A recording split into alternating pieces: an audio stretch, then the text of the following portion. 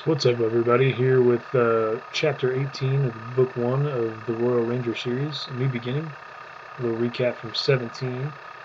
Maddie get more proficient with her sling. Finally gets a perfect score in practice. And Will decides it's time for her to get a horse. But not just any horse, a ranger horse.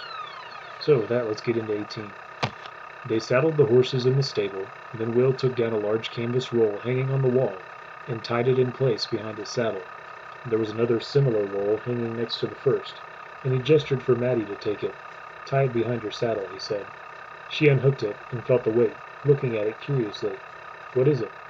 "Camping gear. Basically a waterproof canvas. It forms a one-man tent and a blanket for sleeping, plus a few other odds and ends." She smiled cheekily. "I thought we'd just roll ourselves into our cloaks and sleep under a bush," she said. Will tested Tug's girth strap. The little horse was fond of taking a deep breath when the cinch was being tightened, then letting it out again once it was done so that the strap would become loose. "You can do that if you like," Will said. "I prefer to stay warm and dry, and it looks like rain." She tied the canvas roll in place. While she was doing so, Will led Tug to the front of the cabin, went inside, and put together a sack of provisions: bread, cheese, apples, dried beef, and a few vegetables. If they wanted fresh meat, he'd have Maddie get some with her sling, he thought. At the last, he placed his standard pack of spices, seasonings, and cooking ingredients in the sack, then went out to join his apprentice. There were 2 water skins hanging beside the pump. He gestured to them.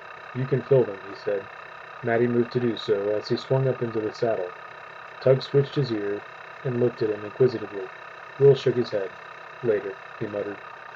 Maddie looked up from her task, soaking her sleeve with the water as she took her eye off the gushing liquid. "Did you say something?" He shook his head. "Just clearing my throat." She passed him a water skin and tied one to her own saddle bow. Then she mounted as well. Sundancer pranced a few steps, ready to run. He hadn't been out in a day or so, and he was full of energy and enthusiasm, as was his rider. Tug, in contrast, stood solid and unmoving. "Let's get going," Will said. He urged Tug into a slow, easy lope. Maddie flicked Sundancer's reins, and he started forward, eager to run, but she held him back, dancing a little with his head high, so that he matched Tug's steady pace. "Is this as fast as we're going to go?"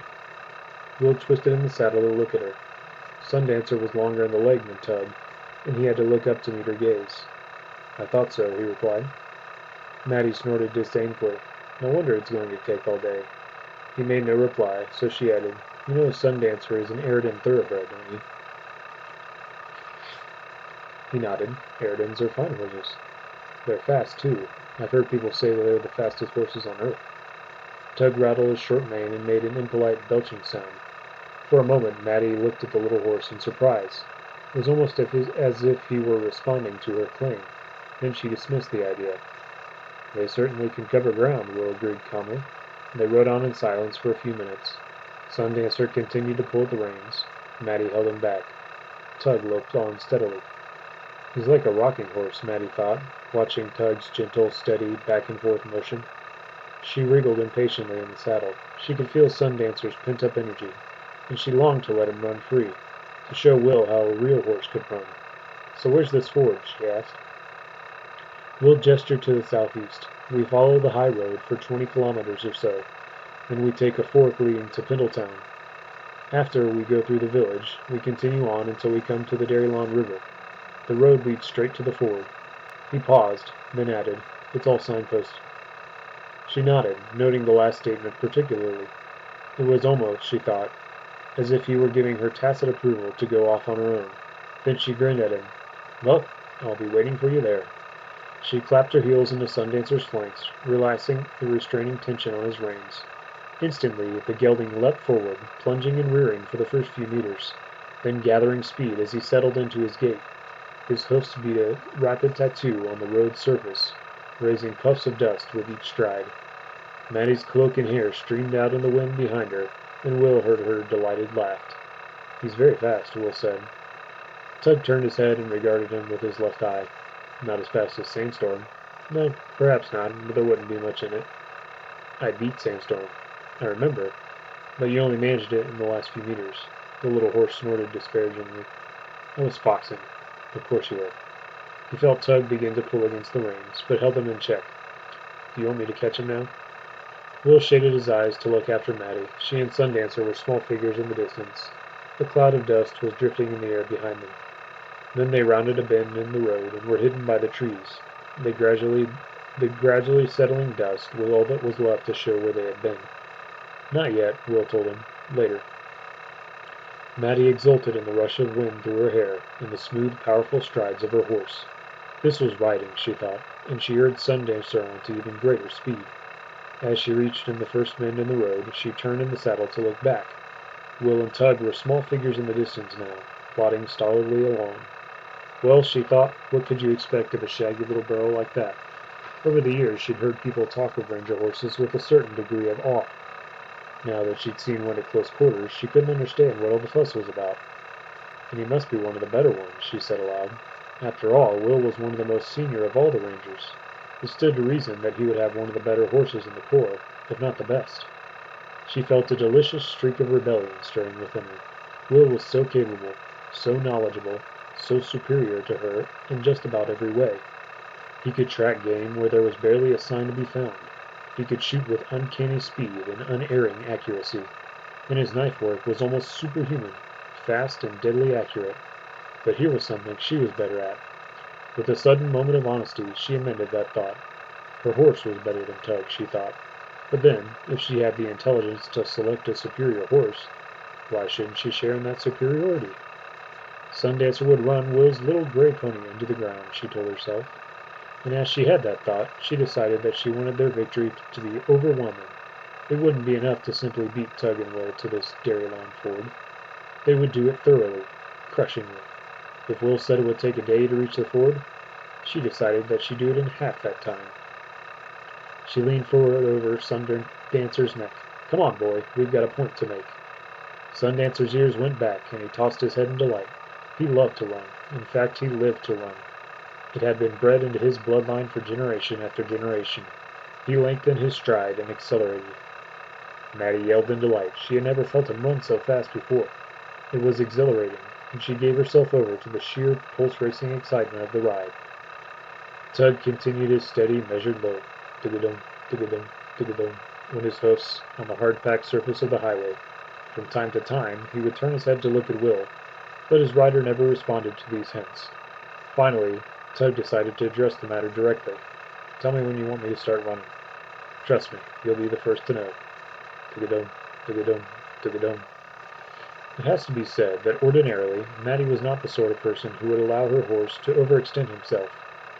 Usually, she was careful to control her mount, and ensure that he stayed within his own limits.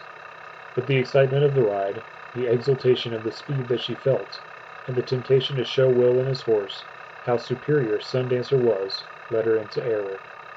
They had been galloping wildly for kilometers when she felt the Eridan's horse's stride falter. Then Sundancer shook his head and plunged on, but now she realized how hard she'd been pushing him. His flanks were streaked with foam, and his sides were heaving like bellows as he dragged in huge lungfuls of air. She became aware that he was grunting loudly with each breath, and instantly she was overcome with remorse. She reined him in. Although he resisted her efforts initially, he was willing to plunge on until he dropped from exhaustion. She drew back firmly on the reins, checking his mindless instinct to keep running, speaking softly to him, gradually increasing the pressure against the bit until he allowed her to bring him to a halt. He stood, legs spread, and breathing heavily, as she quickly dismounted, patting his neck and walking around him to make sure he was undamaged. You're all right, she told him. Thankfully, she had caught her mistake in time. She splashed some water from the water skin into her hand and held it near his muzzle. He pushed his soft nose against her hand and drank. She continued to let the water trickle into the cupped hand. Not too much, she said, not too fast. He snorted gratefully. She loosened the saddle girth and took a square of old blanket from her pack, rubbing him down and speaking softly to him. It had been a near thing, she realized. If she had kept going much longer, she could well have ruined her beautiful horse. When he was rubbed down, she led him to the side of the road and let him crop the grass for a few minutes. Mentally, she kicked herself for coming so close to disaster. It wasn't Sundancer's fault, she knew. The blame lay squarely with her. She was the rider. She was the one who should have controlled him, harboring his energy and strength. She let him rest for some minutes, then took the reins and led him back onto the road. She'd walk for a while until he'd cooled down properly and recovered. She stepped out, and he followed her meekly. She turned and watched him for a minute or two, making sure there was nothing wrong with his gait, that he hadn't strained any muscles or ligaments in that mad, heedless gallop. To her relief, he seemed fine. She smiled fondly, shaking her head in wonder as she thought of his amazing speed and willingness, grateful that there was no permanent harm done to him. She wondered how far behind them Will and Tug were. "We're probably so far ahead of them that we could walk the rest of the way and still beat them," she told Sundancer. He shook his head tiredly, plodding along behind her. Then she became conscious of a noise behind them, a regular, rhythmic noise. Dig-a-dum, dig-a-dum, dig-a-dum. She whirled around. Will and Tug had rounded a bend behind them and were cantering slowly toward them, still moving at that ridiculous constant lope. Once more she had the thought that Tug ran like a rocking horse.